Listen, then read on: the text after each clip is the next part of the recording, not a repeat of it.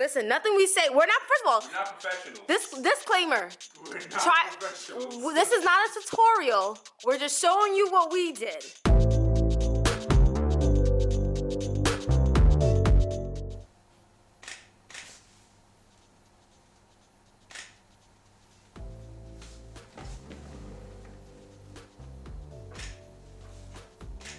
Welcome back to my channel. So in today's episode, we will be building a movable wall. So behind me is some of the equipment. So we're gonna stop at Home Depot, get everything, get back to the warehouse and start building it. Right now, we've already gone to Home Depot. But yeah, I just wanted to film the intro really quick. See you guys at Home Depot.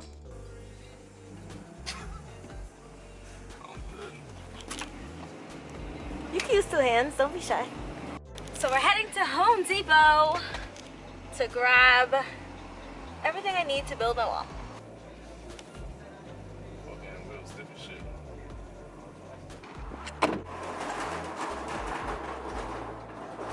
So these are just some of the materials we got so far. Some 2x4s, we got some 4x4s, we got different lengths.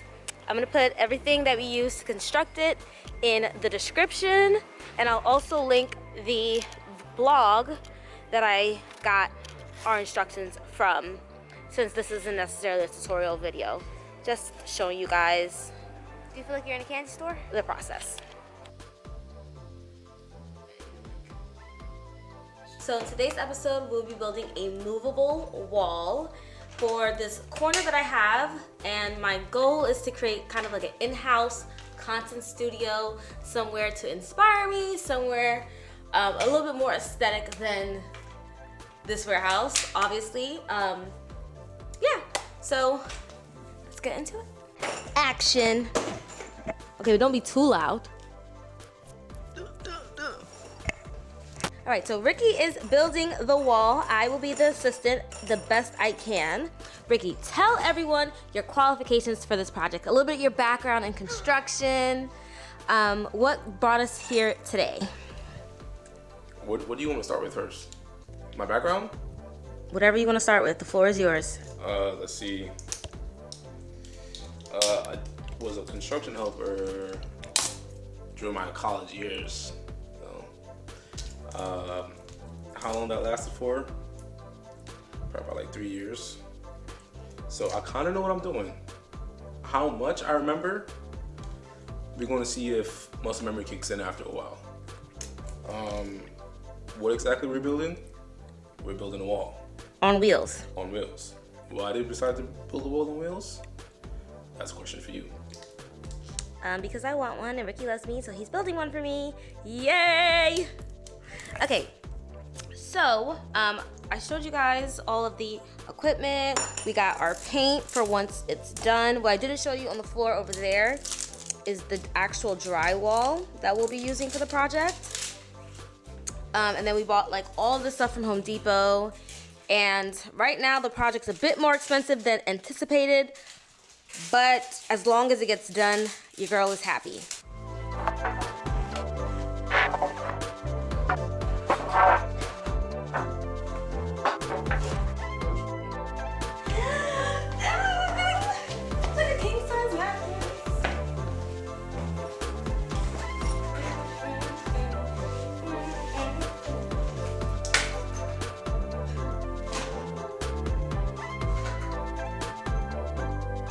So if we say studs, we're talking about these pieces of wood. So we have, I don't think I mentioned this, we have 7 foot across the bottom and the top.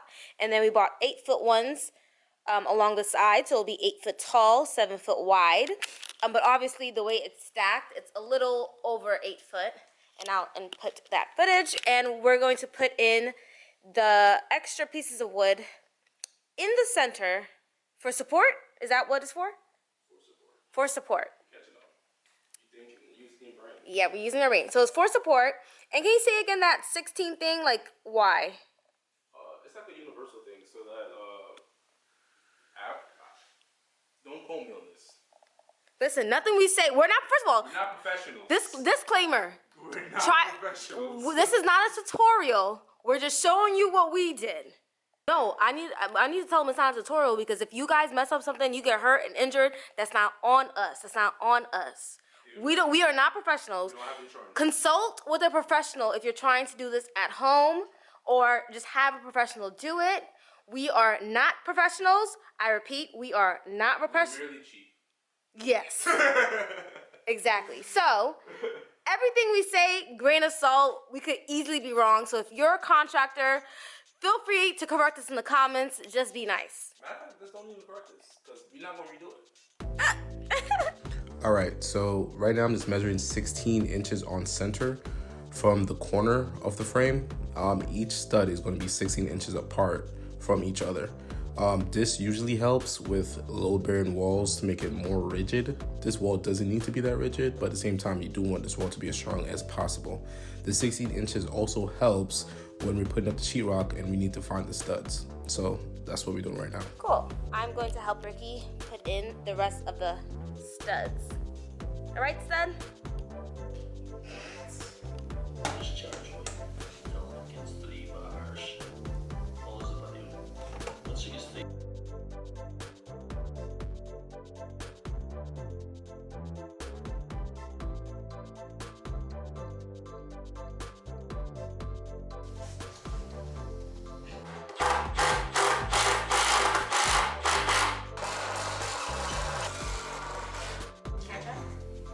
I gotta be strong. I'm not strong,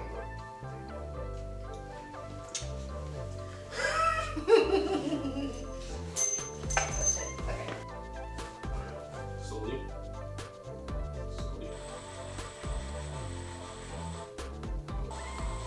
You see this in my hand? This is from this. The content, babe, the content.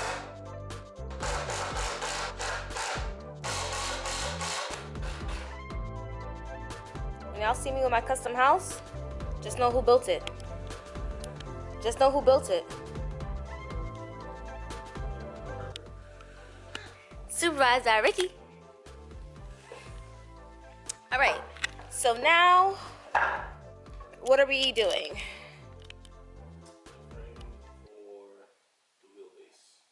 Okay, so like we said, we're building a moving wall. So right here, minus those two over here, that's just scrap pieces of wood, those two right there. Everything over here, these 4x4s are going to be transformed into support for the wall, and then we're going to attach, these are called casters if you're at Home Depot. We're going to attach these casters, these wheels, to this base, and then we're going to attach this. You understand? Good. All right, I'm gonna let Ricky do his thing, and I'll be back.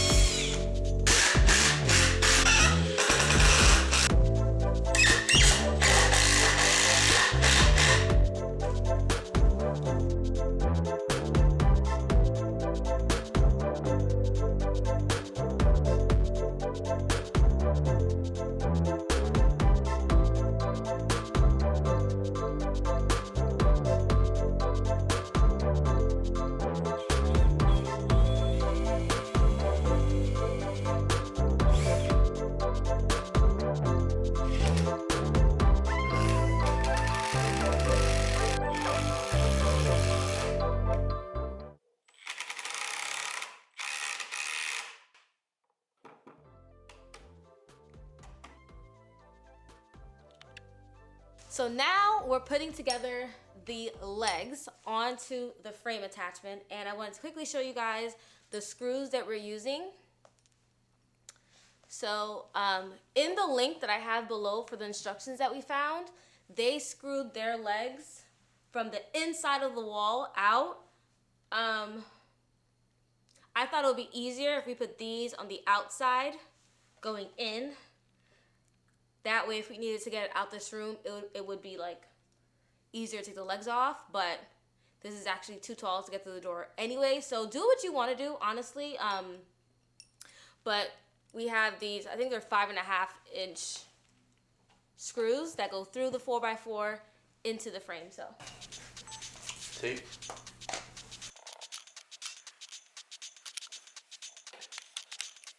So he's just measuring where the bolts are gonna go. So he's putting 2 on the bottom in the center, 2 on the top in the center. That will go in the center of this stud beam. And then we have these boxes here because we want it to be just 1 inch off the floor. That way we can get the drywall as close to the floor as possible.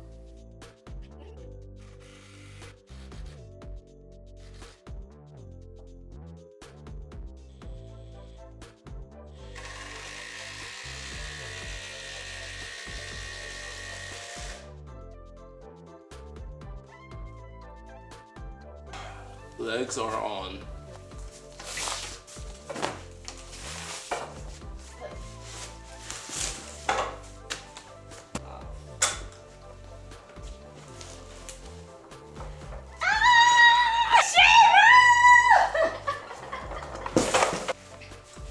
She moves, she grooves. That's so stable. Oh my god, this is so cool. Okay, hold on. For the gram, they have to see this. Thank you. So excited.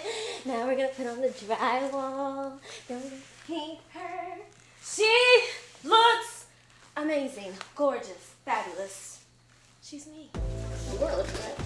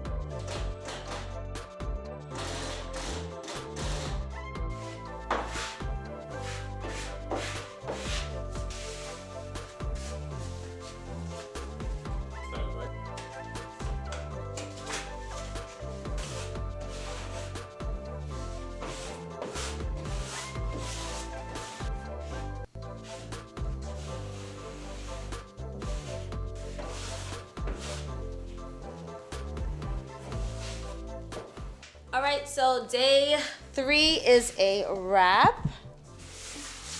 This is the wall. Let me stand all the way back so you see me in comparison to the wall. Maybe I'll bring it down a little bit. Let's see. This is the content wall. She looks so good, and I've been thinking of ideas of things I can do with her. We plastered side 1. It needs to dry overnight.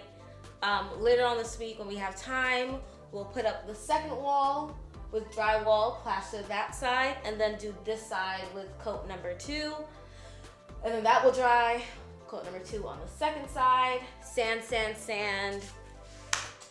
And hopefully by early next week or late this week, we'll have primer so we can begin to paint. And then once we put the primer on, honestly, we're done, because it's primer and then paint and then you're done. So we're like 60%, 70% there. We're very close. And I think she looks good. You tired?